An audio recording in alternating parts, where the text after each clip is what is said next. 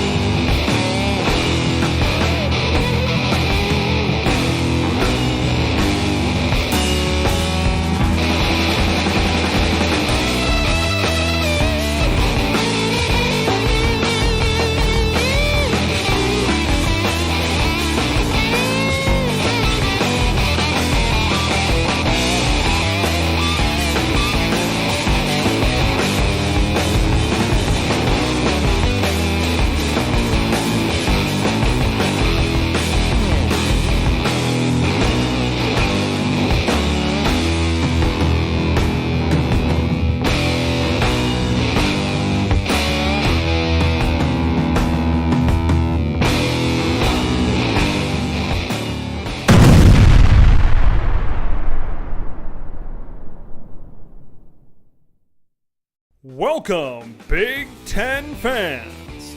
This is Big Ten Ted Live.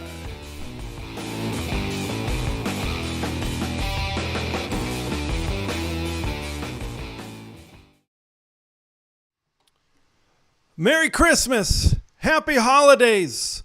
It is Big Ten Ted Live here today in the suburbs of Minneapolis, St. Paul. We got -10, -11. It is cold outside. Can you imagine in a couple of years that we're going to be possibly playing home playoff games in this type of weather?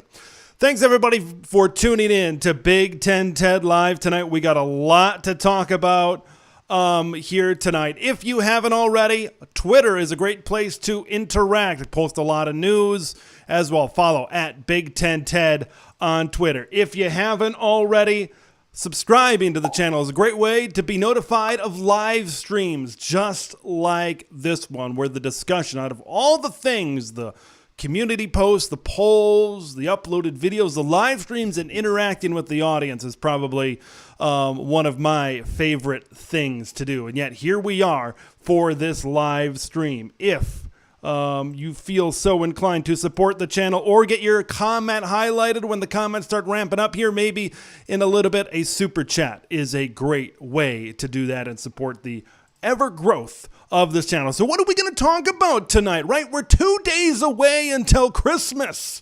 So me, Big Ten Ted Claus, I'm going to give some gifts away to all 14 Big Ten teams. What do they need right now as we progress towards the 2023 season? Some teams need a lot. Some teams don't need as much. So we're going to talk about the Christmas gifts for each Big Ten team. We'll get to that. Also going to be previewing some bowl games. I'm going to be previewing the 4 December bowl games that aren't the playoff games. So that includes the Guaranteed Rate Bowl, that includes the Music City Bowl, that includes the Duke's Mayo Bowl, and that also includes the Pinstripe Bowl. So I'm going to be previewing some of those bowl games tonight. There's been a lot of opt-outs, a lot of transfer portal, a lot of research goes into who's actually going to be on the field, who's playing, a lot of new faces in some of these bowl games as well. And this week, just a couple of days ago, 2 days ago, it was the opening of the early signing period, early signing day. Some teams did good. Some teams did not so good. We're going to recap the early signing day. Going to talk a lot about the high school players, but also some transfers as well, because this is a time when transfers can also sign as well. So we're going to be talking about the future of these programs. Some teams did a lot to bolster their teams headed forward into 2023. So we are going to get to that as well here in this game. So opt-outs, that's going to be a big conversation. I'm sure a lot of people are going to have a lot of opinions on that here as we progress throughout the program. So the first bowl we're going to get to is the Guaranteed Rate Bowl, which will feature the Wisconsin Badgers and the Oklahoma State Cowboys. I think both of these teams had a lot bigger expectations coming into this season. The Guaranteed Rate Bowl featuring the Wisconsin Badgers and the Oklahoma State Cowboys. I think both of these teams really wanted more when the season started. You look at Oklahoma State, this is a team that made it to Arlington, made it to the Big 12 championship last season. Then, of course, you look at Wisconsin. This was a team that was projected to make, by a lot of people, to make it to the Big Ten championship game. So here we go. Both teams sitting here looking to lock in a guaranteed rate. I don't think this is where both the Cowboys and the Badgers wanted to be at the beginning of the season, yet here we are. Now, both teams, that's one thing they have in common. Another thing that they have in common is they both don't have their starting quarterbacks. Graham Mertz enters the transfer portal. He's ended up at Florida. Good luck with that, everybody in Gainesville. Spencer Sanders still floating out there in another dimension inside of the transfer portal. So now you kind of go to the next level. Who are some of these quarterbacks that are going to be able to step up and possibly lead their team to a bowl victory? Let's start first with Wisconsin. Okay, Chase Wolf is a senior, and every time that we've seen him the last couple of years, boy, it hasn't looked good. It has not looked good for the Wisconsin Badgers when Chase Wolf plays. Remember that game against Minnesota, what they have first and goal down inside the 5, and then somehow they didn't even snap the ball and they end up back on the other side of the 20-yard line. Like, Chase Wolf has not had a lot of success. He hasn't really thrown a lot of good balls. Now, we haven't seen him play a ton. So maybe with the extra preparation, maybe Chase Wolf is able to put together some confidence and prepare a little bit more for what Oklahoma State is going to throw out there on the defensive side of the football. When you look at the other side of the coin for Oklahoma State, Garrett Rangel, or what a name this is, Gunnar Gundy, are kind of some options that the Oklahoma State Cowboys have right now, but they don't provide a lot of optimism, I think, right now for Oklahoma State going up against this Wisconsin defense. I'll get to that in just a minute. Both Rangel and Gundy have combined for around 50% completions and 5 touchdowns, 7 interceptions, both for Rangel and Gundy as quarterback at Oklahoma State. So I don't think it matters who they throw out there. It's probably going to be Rangel, but I don't think it matters who they throw out there. Oklahoma State is not, they're going to take a big step down at the quarterback position, and that's going to be an issue for Oklahoma State because they have receivers on the outside that can do some things. I'll get to that in just a minute, but you lose Spencer Sanders and their running back Dominic Richardson elected to opt out of this bowl game. 543 yards, 8 touchdowns on the ground. That led the Cowboys in those categories. Can Ollie Gordon and Jaden Nixon step up in this running game? Because if you look at Spencer Sanders and if you look at Dominic Richardson, they combined for 16 out of the 20 rushing touchdowns for Oklahoma State. So that was their running game. The quarterback run of Spencer Sanders and, of course, the running in the backfield of Dominic Richardson. So you don't have that. You don't have the passing that you do from Spencer Sanders at quarterback, but you do have a good amount of wide receivers kind of coming into this game that can maybe do some things for Oklahoma State. I look at Brennan Presley, the leading receiver on this team. I look at Braden Johnson. John Paul Richardson is a guy that can maybe stretch the field just a little bit. Those 3 guys combined for 1,788 yards and 9 touchdowns this season. Bryson Green is kind of sitting there with an injury. Not sure what his status is going to be. The second leading wide receiver led the team in touchdowns with 5 receiving touchdowns this season. So the big question, I think, all of that information as we digest it a little bit for Oklahoma State, the big question has got to be, can that quarterback, can Garrett Rangel or Gunnar Gundy get the football to these wide receivers? Can these wide receivers get separation on these pretty good defensive backs that Wisconsin is trotting out there? Look, I just don't see a lot of good things right now for Oklahoma State, and the more I kind of peer into this, that's going to be the key, the quarterback play. And they've been very inconsistent this season. I think talent-wise, this is a team that went to the Big 12 championship last season.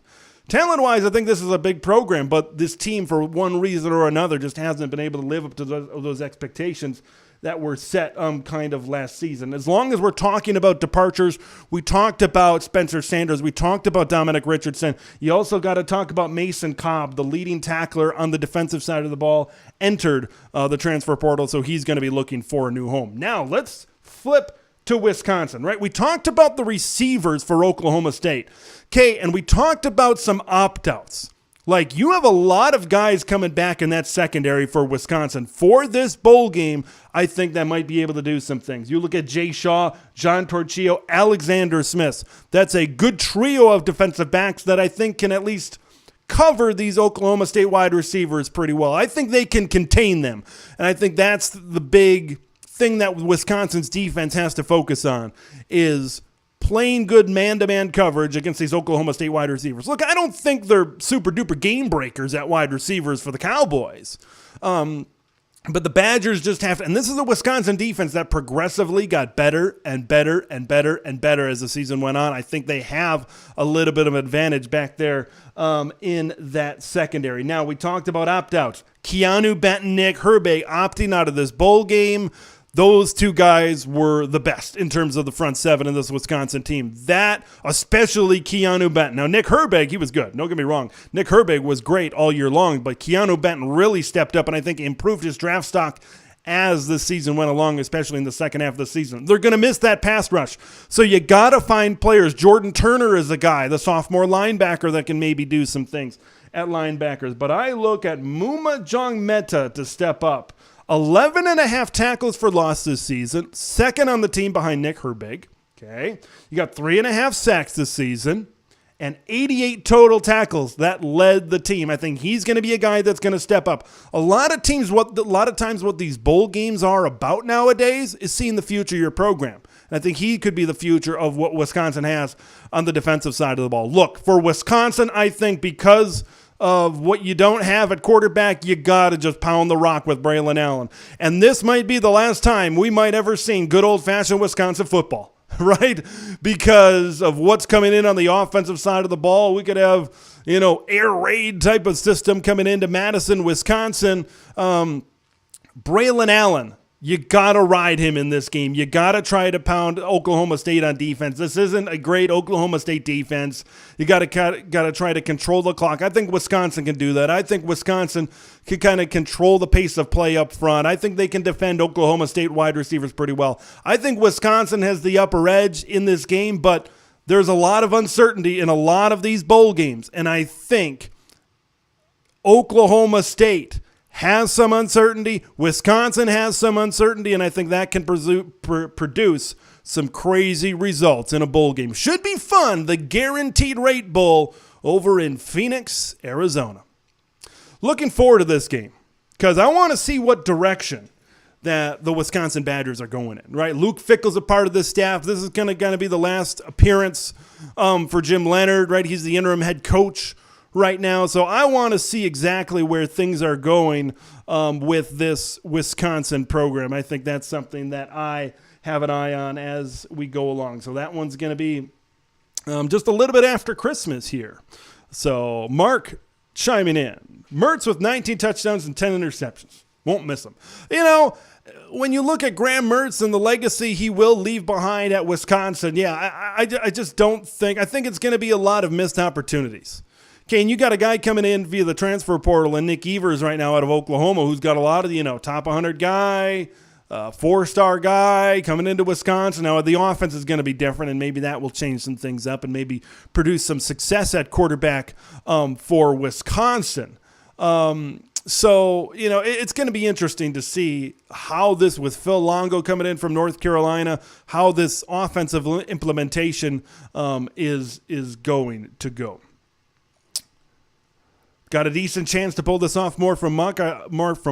I would like Wisconsin at -3.5. Oklahoma State defense isn't great, as I mentioned there in the preview. I know Luke Fickell is a part of the staff. Man, I'm watching press conferences, and there's just no clear answers, unfortunately.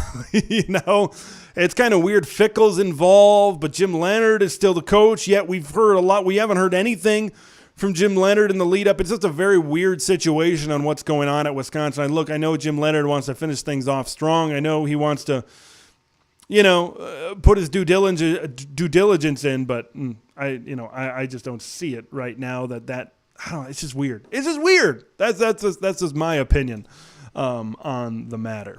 So very excited about that bowl game. That's going to be the first Big Ten bowl game out of 9. So we're going to move on here to our second bowl preview. Our second bowl preview is going to be the Pinstripe Bowl, which will feature the Minnesota Golden Gophers and the Syracuse Orange. This is kind of contrasting styles in this football game. They're going to play a football game in the most famous baseball stadium in America. It's the Pinstripe Bowl from the Bronx. We've got the Minnesota Golden Gophers taking on the Syracuse Orange in the Pinstripe Bowl. This is a contrast of styles. This is going to be a very interesting matchup between the Golden Gophers and the Syracuse Orange right now, right? If you're a Big Ten fan, I think you saw that wild game earlier this season between Purdue and Syracuse. Yeah, we're going to reference that one a few times as this preview continues here. So when I look at Syracuse, when I look at this matchup, okay, I see what would have been a matchup of really good running backs. I look at Sean Tucker at Syracuse and, of course, Muhammad Ibrahim at Minnesota. But now with Sean Tucker opting out, now the offensive game plan changes a little bit for Syracuse. Going up against this Minnesota defense, that's pretty good. Now, you look at Garrett Schrader, I think, is the guy that's going to step up. Garrett Schrader is the quarterback, and he's kind of an interesting guy, right? He's a bigger guy. He's elusive in the running game. I think he's a dual-threat quarterback. He can definitely push the ball down the field with his arm, but he can also do some things in the running game. Look, he's not overly fast. He's not a dual-threat guy that's going to run a 4.5 or a 4.6 40, but he just knows where to run. He finds the seams. He takes off at the right time. That kind of thing. I think with Sean Tucker gone, a lot more of this offense and the production of this offense, a lot more pressure to produce is going to be put on the shoulders of Garrett Schrader. So it should be interesting to see if he can live up to that against this Gopher defense. Man, you look at this Minnesota defense, and look, Minnesota hasn't seen a quarterback like Garrett Schrader, and I don't know if Garrett Schrader has seen a defense like what's being trotted out there for the Minnesota Golden Gophers. I think there's a lot of uniqueness on both sides of the ball in terms of this game. Now, how do you defend a guy like Garrett Schrader that can get hot quick, that can push the ball down the field? Well, you got to try to contain him. Now, there are two guys that won't be on this Minnesota defense that I think are very key losses in this game. You look at Braylon Oliver, the linebacker. You look at Michael Flip Dixon in the secondary. Both of those guys elected to join the transfer portal. Little bit of surprising, I think, on both fronts, considering where they were, and these guys were starters on this Minnesota defense. So you got to try to replace those guys. And like I said before, depth is a big part of these bowl games. You really find out how deep your program is from scholarship player number 1 all the way down to scholarship player 85. You really find out what kind of program you have and what kind of future you have. Now, in order to slow down Syracuse, of course, you got to focus in on Garrett Schrader, containing him, not letting him getting out in some of the running lanes. Oronde Gadsden is a guy that they have to contain. 6'5". If Schrader puts the ball up there, he is going to go up and get it, right? And he's probably going to be matched up against Justin Wally, right? One of the better corners that Minnesota has. You got 5'11" Justin Wally. You got 6'5" Oronde Gadsden right now. And this is a guy that can go up and make plays. Look, I think that's the threat that you've got to try to contain right now if you're this Minnesota defense. Because there's been times where Schrader just goes back to throw. He's got a lot of pressure in his face, and he just throws it up there. And Gadsden finds a way to go down and get it. He's been really good at high pointing the football, coming down with the football. So that's going to be a big matchup for Minnesota. If they're able to hit the deep ball and if they're able to hit those big plays over the top, even if they're every now and then, that could spell a little bit of trouble for Minnesota. I look at to the other side of the football for the Golden Gophers. Man, I think this offensive line, I think this running game could have a heyday. Okay, I think they could really pound the rock, and I think that they could have a really good day. Syracuse gives up 150 rushing yards per game on average. That was 10th in the ACC. They're much better defending the pass, giving up only 188 yards on average. So I think that fits in right to what Minnesota wants to do in this football game. They want to be physical on the offensive line. They want to pound the ball. Keep on handing the ball off to Muhammad Ibrahim and just don't stop, because that's your game plan. Look, I want to see, we saw a lot of Ethan Kaliakmanis throwing the football in that Wisconsin game to victory. He made some key throws that really propelled Minnesota to victory over Wisconsin. But I think the game plan has to be run the football and make things simple for Ethan Kaliakmanis. Don't complicate things. Don't get into a 3rd and 8, 3rd and 9, 3rd and 6, 3rd and long type of situations. Obviously you might get into them at some point, but don't make it a habit of getting into those situations. How do you prevent that? Run the ball really well on first down. Run the ball really well on second down.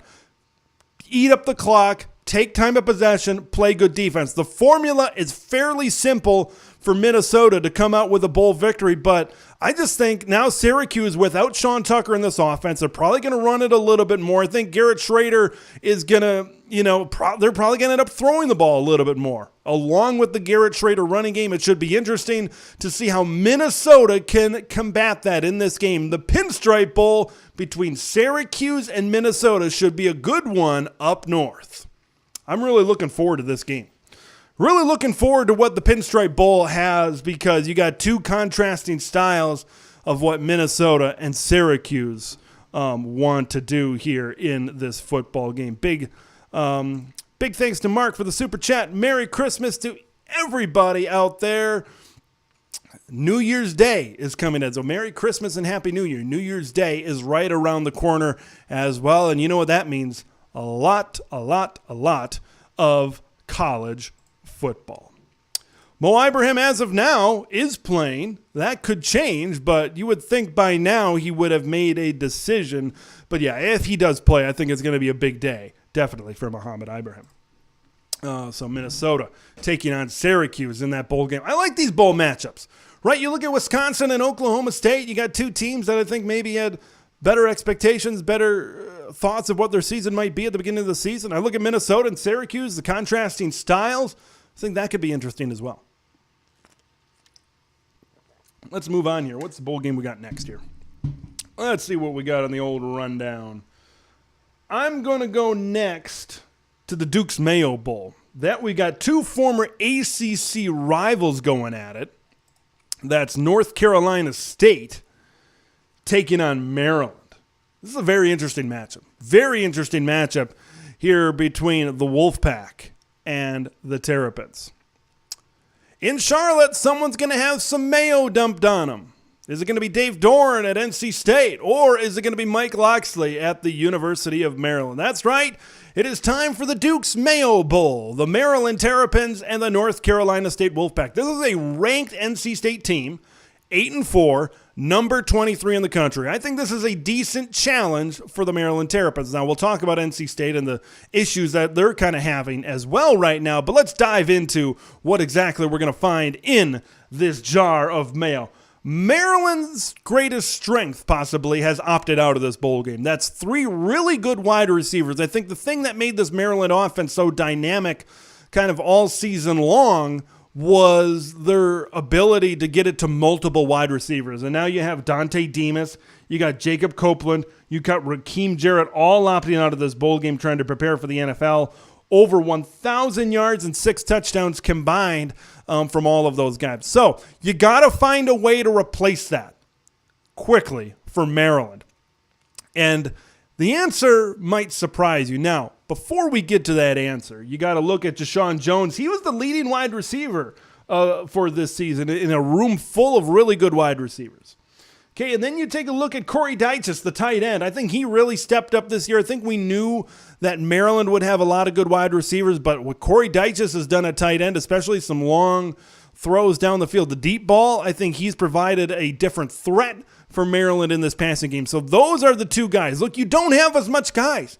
You don't have a plethora of guys. This was a balanced passing attack. You really didn't, even though Deshaun Jones was the number one receiver in this offense, you didn't really have a guy that was the number one guy. I think you had a lot of 1A, 1B, 1C, 1D. Any guy could really go off, and any guy could really have a really good day at any given point in time. Now, they need to get more balance. Now, I will say this.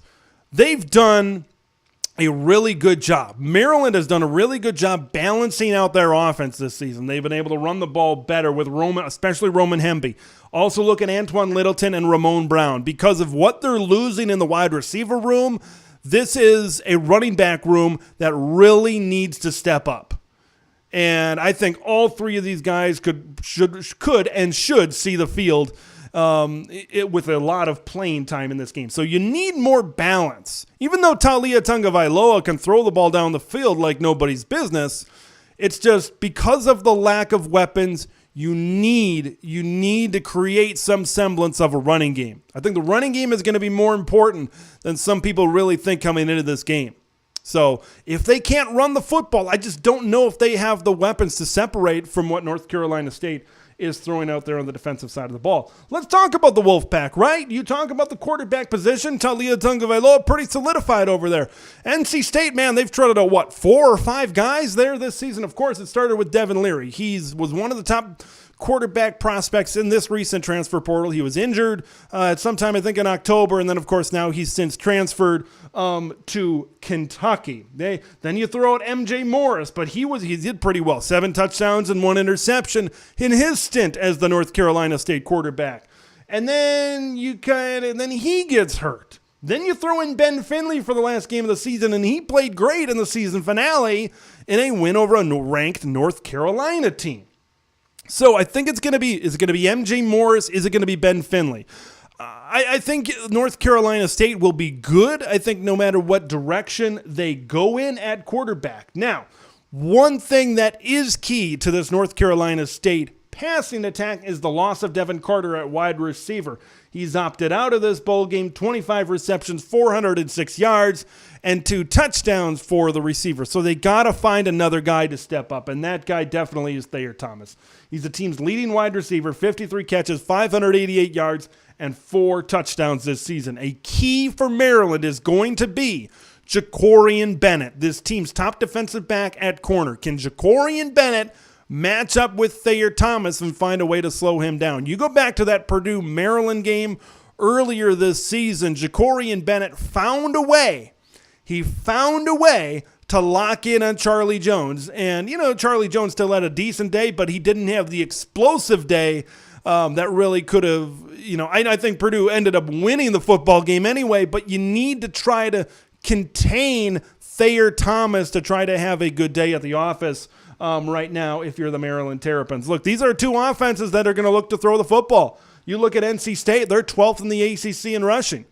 Maryland is better. Maryland's kind of middle of the road in the Big Ten in rushing right now. So I think they have a little bit of a better chance to provide some balance on their side of the ball.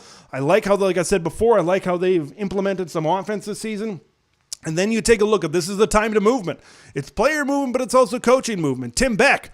Remember that name, Nebraska fans? Tim Beck, he was the offensive coordinator back in the day at Wisconsin, I think under Bo Pelini. Nebraska, but you look at Tim Beck, and he left to be the head coach at Coastal Carolina. So now, according to Dave Doran, there's going to be a collaborative effort in offensive play calling. So it's going to be interesting to see if that has an effect on the flow of the offense in terms of a play calling standpoint for North Carolina State. I think the key for both of these teams is who can run the football better and who can have a better day defending the opposing team's passing attack. This could be a fun one. This has the potential to be wide open. Okay, this has the potential for Maryland to get up and down the field. This also has the potential for North Carolina State to get up and down the field. I would not be surprised if this one turns into an offensive explosion. Neither one of these defenses are really great defenses, but this is a chance for Maryland to really prove that they're taking steps ahead. Right, they're kind of stuck in this 6-6, 7-5 realm. To get an 8-win season and a win over a ranked 8-win North Carolina State team, former rival of theirs back into their days in the ACC, I think that could be a step in the right direction for Maryland. Look, things aren't going to get any easier in the Big Ten. You want to show some semblance of improvement in your program. I think a win over North Carolina State could do that. And hey, everybody wants to get dumped onto Mayo at the end of the Duke's Mayo Bowl. Looking forward to this game. It's that running game, I think, that's going to be key for Maryland. And, man, not sure if I would have anticipated that maybe at the beginning of the season that it would be the rushing attack that could be key to a Maryland Bowl victory. But, should be interesting. Very interested to see in this matchup. With all the conference realignment that goes on, it's always good to see, these teams kind of match up once again. And that's kind of what these bowl games are kind of for. We've got one more bowl game to preview, and then we're going to get into the Christmas gifts I'm giving every Big Ten team. We're also going to be talking about early signing day as well. So let's talk about our last bowl game. That is the Music City Bowl, which will feature the Iowa Hawkeyes taking on the Kentucky Wildcats. This one's got a lot of backups being trotted out there in this football game. Get out your guitar. Let's play some music. It's time for the Music City Bowl, and it's time to break this one down. The Iowa Hawkeyes getting set to take on the Kentucky Wildcats in a game where there's not a lot of familiar faces on the field for both of these ball clubs. It's the battle of the backup quarterbacks and two defenses that are pretty good. That usually spells a low-scoring contest. Okay, for Iowa, Spencer Petras is injured. Alex Padilla hit the transfer portal. It's going to be Joey Labus at quarterback for the Iowa Hawkeyes. This guy was a 3-star quarterback from the 2021 class. He says in a press conference earlier, he says he's got some ability to extend plays, which is maybe something that we haven't seen from Iowa at the quarterback position. So that will be interesting to see. You look at Destin Wade or Kaya Sharon for Kentucky. Sharon got some snaps this season for the Wildcats. There's a lot of uncertainty because when you talk about Kentucky, you also got to talk about opt-outs in the running game as well. Christopher Rodriguez, the leading rusher for the Wildcats this season, 904 yards, 6 touchdowns. He was 6th in the SEC in rushing yardage. That is a big loss for this Kentucky team. Okay, because now you go down to your third running back, which is Juta McClain, 49 carries, 238 yards this season. And you just don't know if you're going to get the production in the running game. And obviously you don't have Will Levis back there, a very draftable NFL quarterback. So, there's a lot of shrugging going on as it pertains to what Kentucky is going to trot out there on the offensive side of the football. Now you look at Iowa. What does Iowa have to do? Iowa, you got to run the ball. You got to run the football. Caleb Johnson solidified himself as the main running back late in the season. This is a game where Iowa got to run the football. And if that game against Nebraska really told us anything, is Brian Ferentz really doesn't have a lot of confidence in his quarterbacks. Look, they didn't really start throwing the ball with Alex Padilla until they were down by 2-3 scores or whatever it was during that football game. Okay, and now you throw out a guy making his first start in Joey Labus, and you got to think Caleb Johnson is going to be heavily featured in this football game. You got to think Caleb Johnson is going to run the ball, and they're going to look to pave the way for Caleb Johnson. So Kentucky, I really think if you're the Kentucky Wildcats, sell out on the run game. Because what else do you have? Now, throwing the football, you got to make things easy for Joey Labus, right? You got to get, we know that the play action, dump it to the tight end in the flat. Sam Laporta's playing. He's got to have a big day in this one. You look at Nico Ragaini, you look at some of these other guys that are coming in, they've got to produce because there aren't a ton of guys that are left in this receiving corps. Of course, you got Keegan Johnson. Who knows if he would have been able to play? He transferred to Kansas State. You look at Arlen Bruce. He's in the transfer portal. You've got less guys now in your wide receiver room that can step up and make a play. What about Brody Brecht? What about Deontay Vines? Are these guys, usually some of these bowl games now are times when these players really step up and make big plays and really, say, hey, maybe I should be playing all year long. And that you look ahead to next year and say, yeah, that's a guy that can step up and be a big player for us next year. Is Deontay Vines that kind of player in Iowa's receiving game? Because Iowa doesn't have a lot coming back for next season in the receiving game. I did mention Sam Laporta playing in this football game. Boy, big props to what Iowa has built as a program. You got Riley Moss, you got Jack Campbell, you got Seth Benson, you got Sam Laporta. All of those seniors are playing in this bowl game as Iowa is set to take on Kentucky here in the Music City Bowl. Kayvon Merriweather elected to opt out. That's a loss on this Iowa defense. Look, in the grand scheme of things, I don't think it's too big of a loss. I still think they've got a lot of really good players on that side of the football on defense. Now, Kentucky has some young wide receivers right now. You look at Berrien Brown, you look at Dane Key, both 4-star guys combined for over 1,000 yards and 10 touchdowns this season.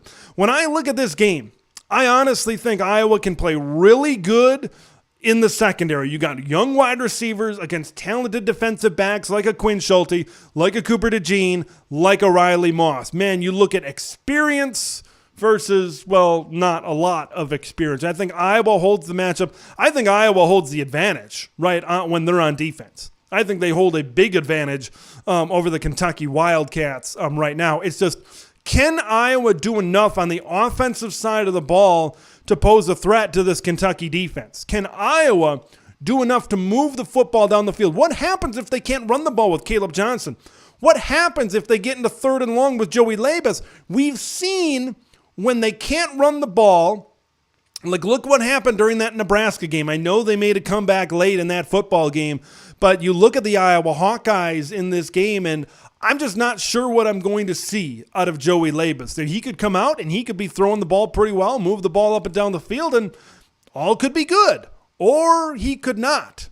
So that's what you get with these bowl games. There's an uncertainty with a guy who has never seen the field in a college football game before, and he's doing it in a bowl game against an SEC club. So this is going to be a good matchup. I think Iowa does hold a decent advantage in this football game, regardless of what Kentucky has done in the past and what they've done this season. Look, when you don't have Will Levis, when you don't have Christopher Rodriguez, I think those were two of your bigger playmakers on offense this year for Kentucky. And then you look at what Iowa has coming in, what the players that aren't opting out on defense. I think that's going to be big for Iowa. Watch this game be determined by punting. Watch this game by Torrey Taylor pin a couple of punts inside the 10-yard line and make it tough for Kentucky to move the football up and down the field. And this is a win that Iowa needs. Look, I think there's a lot of things that have been talked about in this program, and where is this program heading, I think is a big question right now for everybody involved. I mean, if Brian Ferentz goes out there and has a good game, maybe that installs enough confidence in him going forward, but there's still a lot of people that don't want him there. I believe Iowa needs a fresh perspective on the offensive side of the football. So it's going to be very interesting to see this football game and what the results are. If Iowa does A, what happens to Brian Ferentz? If Iowa does B, what happens to Brian Ferentz going forward? Once we get a couple of days into the new year, that's when things are really going to get interesting for the Iowa Hawkeyes. Can they get a big bowl win? This has maybe been a little bit of a disappointing season for the Iowa Hawkeyes. Would be big to end it up with a victory in the Music City Bowl.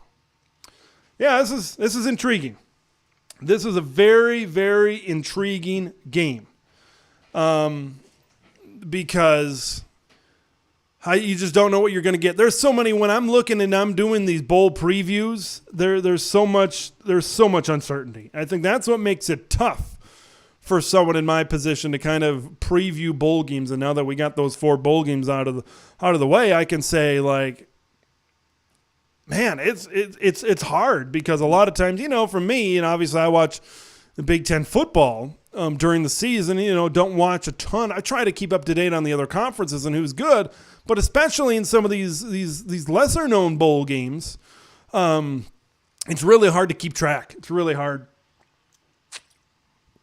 You got a lot of guys out there that are playing their first snaps in their college careers in some of these bowl games. So it's hard to really know. It's hard to sit here and predict what exactly is going to happen in some of these bowl games. So I do my best. I sit here and I do my best. I try to watch film.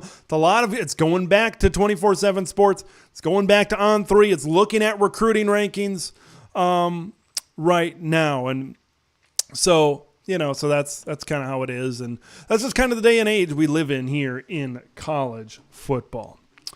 So that's kind of the bowl games. We're going to have bowl games, right?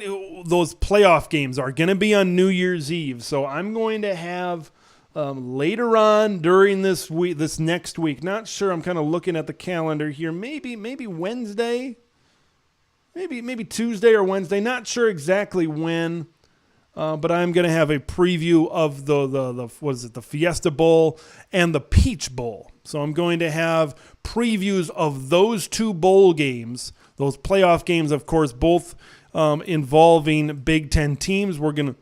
So we'll get to those. Maybe during a live stream, they could be uploaded. Haven't really decided how I'm going to tackle that quite yet. But of course, Michigan taking on TCU in the Fiesta Bowl. The Peach Bowl will feature Ohio State taking on Georgia. So we will get to those here next week.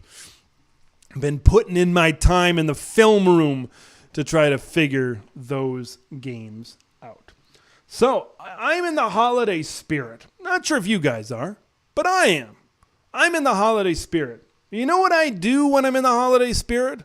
I give out gifts just like everybody else. So I'm going to give out gifts to every Big Ten team. Now, some teams need a lot of gifts. They need a lot. They need a lot. They need that very generous mom or aunt that goes to the store up until the 11th hour and gets you 10 to 15 gifts. Some teams just need a little something. They just need a screwdriver. They just need a little tool. They just need little tweaks. So here we go. Big Ten Claus is in the house to give away Christmas presents to each and every single team.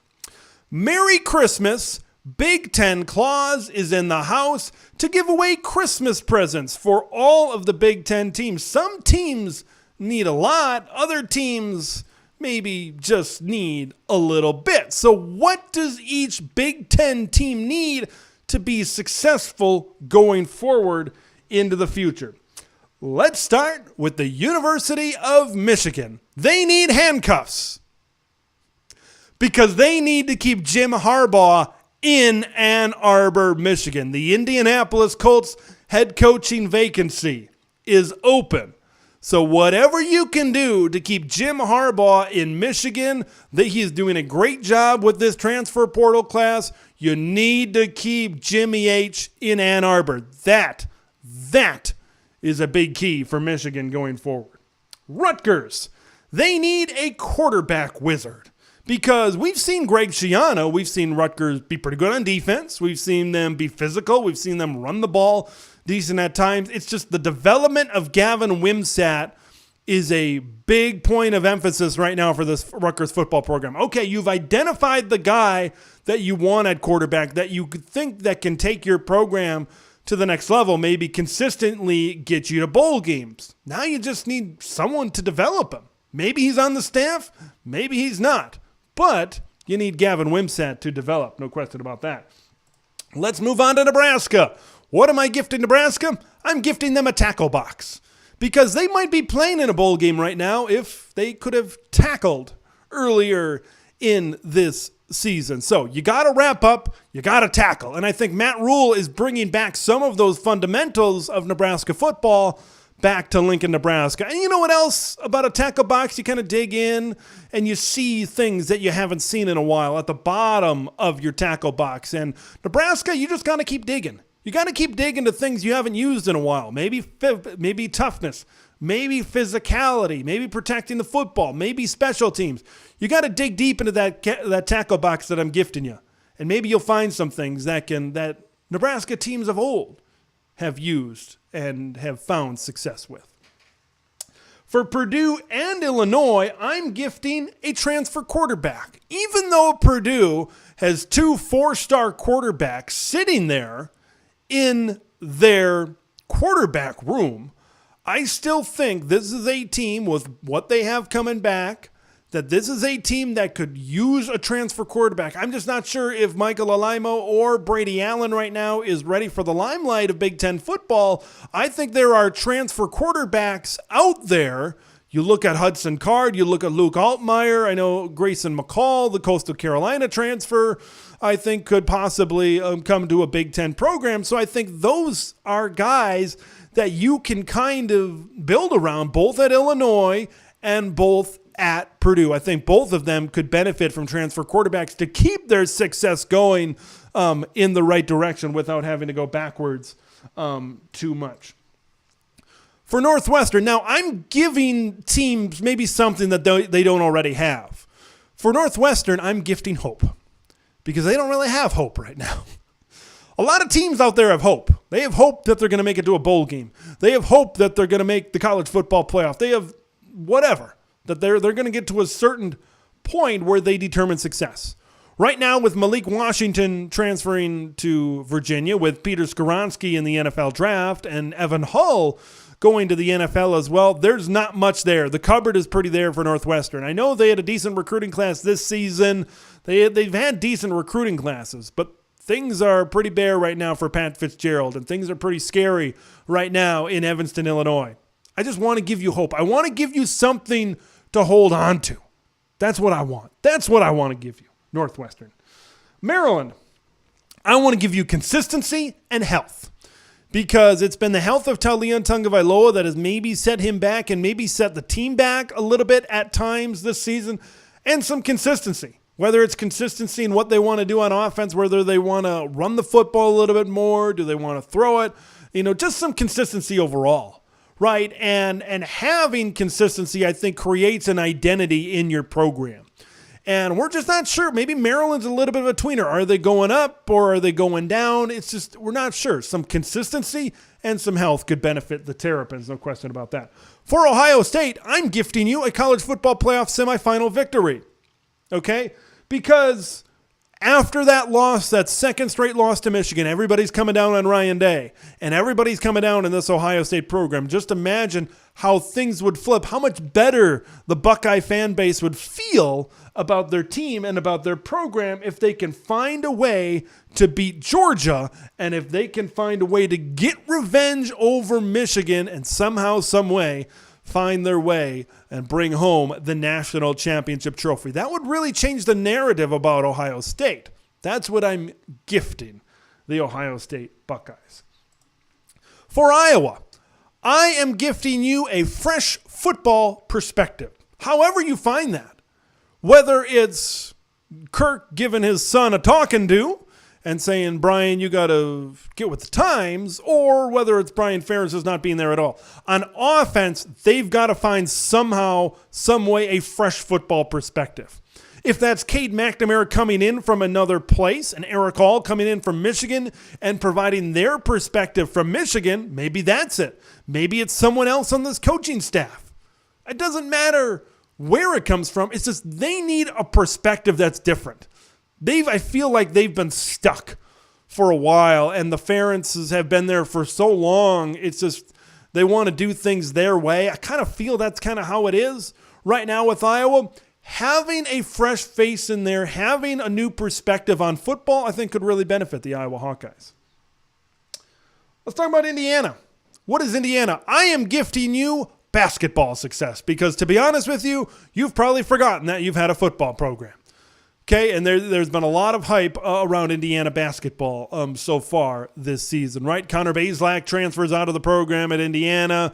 You got Deshaun McCullough on the defensive side, ends up transferring to Oklahoma. Like you have one of the lowest rated recruiting classes here on early signing day. It's just things aren't looking great for Tom Allen at Indiana right now. And I think they just want to forget about football right now. And I think if Indiana wants to be happy and the Hoosier fans want to be happy and the university wants to be happy, it's going to be done on the basketball court. Let's move on to Michigan State. For Michigan State, I would like to gift you tempered expectations. A few years ago, you had a great season. Kenneth Walker delivered you an 11-win season. Okay, and that was great. It was outstanding. Loved it. But now you come down to 5 wins. You need to find somewhere in the middle because the likelihood of Michigan State winning 10 games, winning 11 games every season, it's just not very realistic. It's just not something that's probably going to happen. So you need to find yourself with realistic expectations. You're still probably going to have Peyton Thorne next year. Jalen Berger's, even though he's improving, he's a decent running back. They've been recruiting very well. I think, top 5 classes the last couple of seasons, but it's just, you're not Michigan, you're not Ohio State, and you're not Penn State. You need to find a way to realize your expectations, and I think you need to have some tempered expectations. For Wisconsin, I am gifting you Braylon Allen's cooperation because you've got an offensive coordinator coming in that likes to throw the football around, air raid type of system from North Carolina. And even though they're probably going to lean on Braylon Allen a lot in the bowl game, after that, when this offense gets implemented, what's going to happen? What's going to happen? Now, those wide receivers are going to be happy. Skylar Bell, Chemry DK, and all those guys are going to be happy. But what about Braylon Allen? He's used to being the premier part of this offense. He's used to getting the bulk of the carries. Okay, if you have Braylon Allen's cooperation, and maybe it goes both ways. You get Braylon Allen to cooperate, the offense kind of comes down a little bit, and they run the football a little bit more. But having Braylon Allen's cooperation going forward could equal success in 2023 for the Wisconsin Badgers. Last thing I want to gift out for Penn State. I want to gift the Michigan-Penn State game next season. is the whiteout game, right? The whiteout game this year was against Minnesota, of course, because the Penn State-Ohio State game was a big noon kickoff game. But we need to get back to that whiteout game being a big-time matchup. And right now, it ain't bigger than playing the University of Michigan. Usually it's been Penn State and Ohio State as the teams in that go off in that whiteout game. But I don't know if we've seen a game, at least of late, a whiteout game against Michigan. That would be a gift to all of us as Big Ten college football fans. Merry Christmas, Happy New Year. From Big Ten Claus, enjoy your gifts to all of the teams in the Big Ten Conference. So, those are the gifts I'm giving out for Christmas this season. Who will use them? Who will get them? All right, I'm going to get caught up here on some comments going back and forth between Dennis and Mark here in the comments. Talking about Nebraska and what they have to do. 2021 was almost Nebraska's breakout year. I would have bet money that this year was Nebraska going to at least 9-3. Yeah, I had them going 8-4 this season. I had Nebraska going 8-4, just missing out on a Big Ten West championship. Boy, was I wrong. They did the opposite, 4-8. Yeah, we were talking about Northwestern there before and what they have to have. More from Mark. Northwestern is on its own timeline every 6 or 7 years. Patty Fitz get it together for a while there. It was every other year. You know, you had 2020 and in 2018, I think they won the Big Ten West championships. Yeah, they need time. Because you look at the recruiting rankings, and he's done a pretty good job up middle in the Big Ten in recruiting the past couple of seasons. I think the biggest thing they need right now is time. They need time to develop these classes and get better as a football program. I think that's really one of the biggest things currently right now. All right. More comments here. Looking at things right here with Mark. Penn State versus Michigan for 2023, November 11th. So whiteout game is very possible. A Veterans Day matchup between the Nittany Lions and the Wolverines. Could make for a cool little flyover type of thing. You know, you have those things where sometimes the veterans drop in from an airplane. You know, I'm thinking of ideas. I'm throwing them out there, Penn State. Throwing them out there. So, yeah, I think that could be a real big game late in the season between Penn State and Michigan. And now with these, I can't remember if NBC is coming in next year, right? They have the primetime slot. Boy, could you imagine Penn State and Michigan in primetime on NBC? Big time game for a new television partner. All right, let's see what else we got going on here. Talking Cade McNamara going to Iowa. I think if both Iowa and he would have waited, I think both of them maybe would have been the worse off. I honestly think that's where things were at between the Iowa Hawkeyes and Cade McNamara. I honestly think that's and then they both found each other. They both found each other. So, you know, good for them, I guess. But we'll see. I just don't know how many more. They need more receivers in that offense. They need more people to throw to. Other than, I don't think there's any question about that. Dennis Young, thank you for your service. A veteran and a skydiver. Send him out to Happy Valley to get the job done. From Mark, NBC. Yeah, they're coming into the TV. I think it's next year. And they are going to be the prime time. So whenever this, you know, I think the first year it's going to be because CBS, there's going to be some overlap with their SEC package. Obviously, you got Big Noon Kickoff. That's going to be your Big Ten game most times. CBS, is going to be your 2:30 slot as it normally is. This is going to move to the Big Ten. And then NBC is going to be your primetime game. Eventually, that's what it's going to be within the Big Ten Conference on television. Going to make the transition. We're going to move on to talk about early signing day. That is the final topic we will talk about here on the show tonight. because this is a time where everybody's future looks bright. Everybody's future looks great. Looks fantastic. But sometimes got to look at things a little bit more difficult. So I'm going to look at my biggest headlines from early signing day. Early signing day. It's a time where you can boast what you got coming up, or it's a time where maybe you got concern and maybe you just need to head to the transfer portal after that. So let's look at some early season headlines, some early season reactions from early signing day. Now, the first thing I look at, Michigan State, right? Where has been the weakness of the Michigan State Spartans? A big weakness of Michigan State has been on the defensive line, has been in the front seven. Heck, it's been on defense in general. Okay, so what do? They go out and improve it both with high school kids for the future of their program and with transfers. First, I'm going to look at the high school kids first. By Job, a 4-star edge rusher. He's the top player from the state of Oklahoma, number 79 player in the country. He moved to the United States from Senegal back in 2018, so he's pretty new to this whole football thing.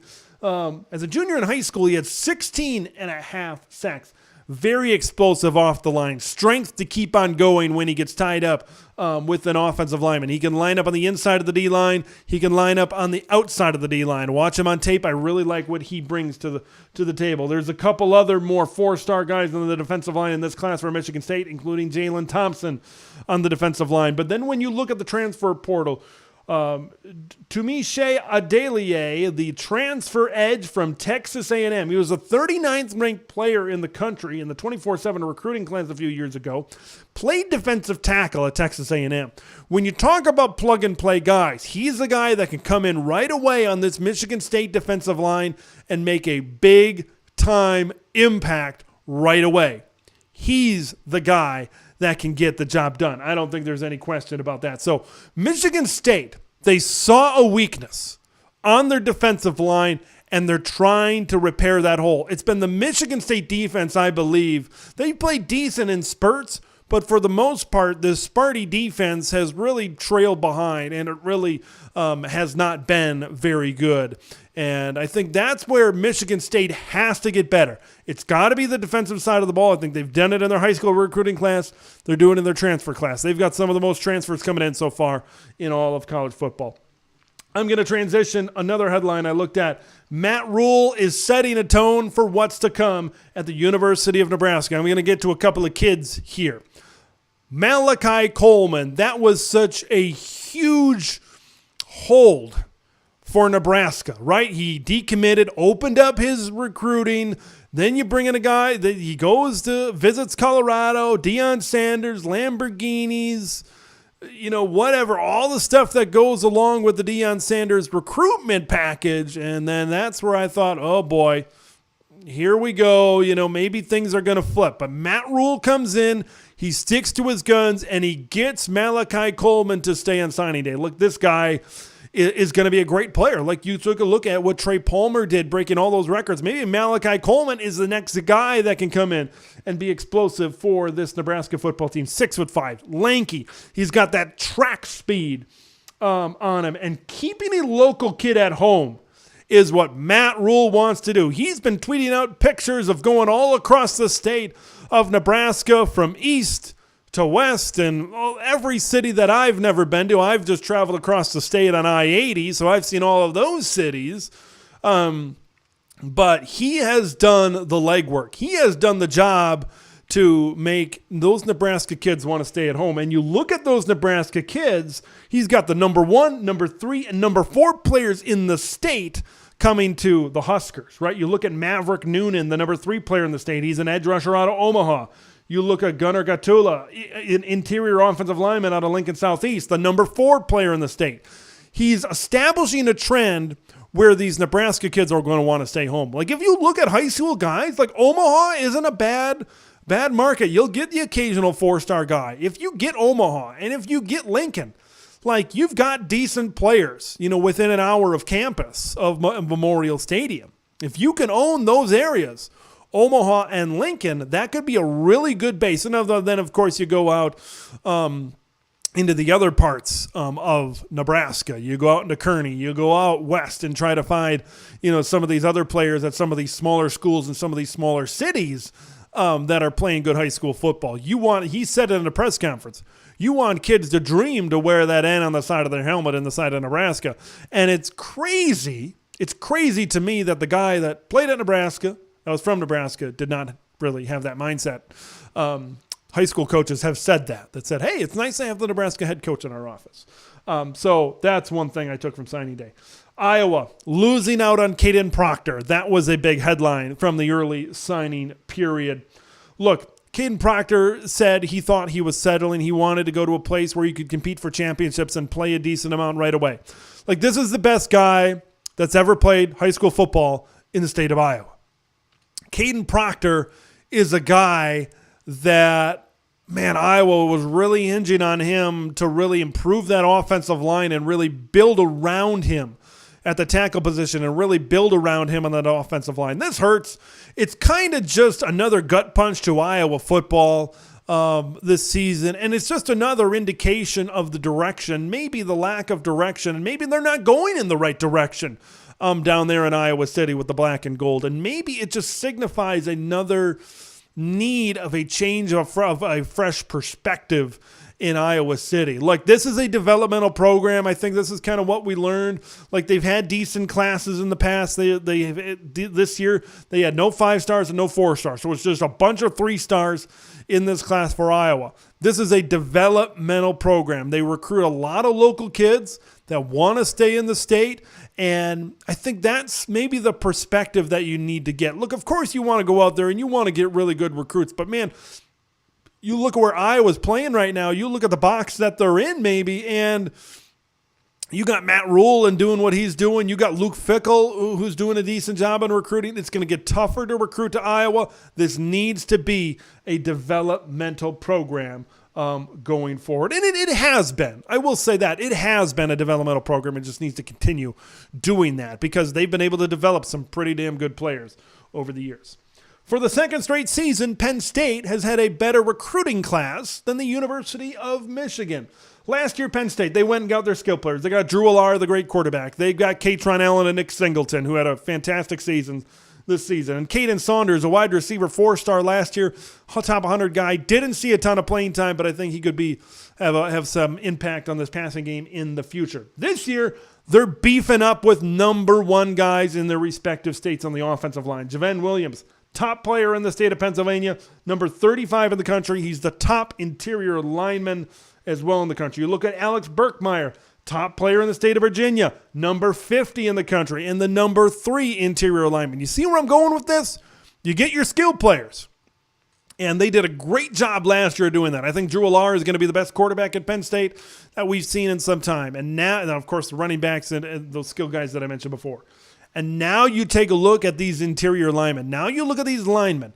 And now you look at these guys and you kind of break it down a little bit more and you kind of look around and you see, yeah, maybe, just maybe, this Penn State team is developing something. Like, we know James Franklin can go out and recruit. We know James Franklin is a guy that can get the job done on the trail. It's just one area that they've kind of fell down on and really haven't been able to equal Michigan at. It's their physicality up front. Hopefully they're doing that by beefing up their offensive line in this recruiting class and just winning those big games. Like, that's what they've been able to beat, some of the other teams in the Big Ten, but winning those big games is where Penn State has fallen short. And sometimes it just takes one to get you over the hump. Like, Penn State has the talent in place to get things done. They have the talent in place to compete. I think Drew Allar is we saw him throw a good amount of balls this season, and they were impressive at times when he got in and played after Sean Clifford. And we know about this running game. And this offensive line is beefing up. And you look at Abdul Carter and what they have on defense back there. Like, this is a Penn State team. If they can put it all together, this could be a dangerous Penn State team going forward. It's a time in the early signing period, a lot of optimism going forward, but there's still a lot of transfers to be had as well. We'll have coverage of the transfer portal as that wraps up as well. But early signing day has come and gone, and there's a lot of excitement surrounding a lot of Big Ten college football programs. So, signing day. Big day. Big day for a few teams.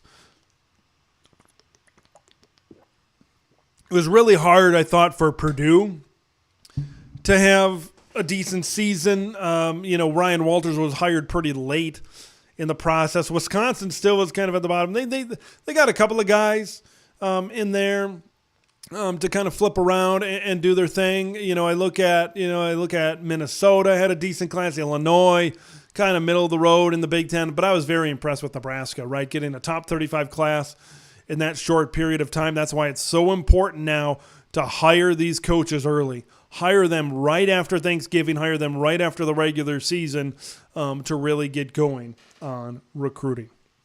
So a lot of good things. A lot of good things to talk about. We're going to have bowl previews. We're going to have New Year's Eve bowl previews coming up on the channel this week. So make sure you tune into the channel. Make sure you subscribe if you haven't already, so you can get all of this content coming right to your notifications. If you haven't already, also follow on Twitter at Big Ten Ted on Twitter. That's going to wrap things up for this edition of Big Ten Ted Live. Want to wish everybody out there a Merry Christmas, a Happy Holidays. However you celebrate the holiday season, enjoy it. Stay safe. If you're in my-ish neck of the woods or up in the north, stay warm because it is going to be cold. Stay tuned to the channel. We got a lot of content coming up. Until then, I'm Big Ten Ted, and we will see you in the next one.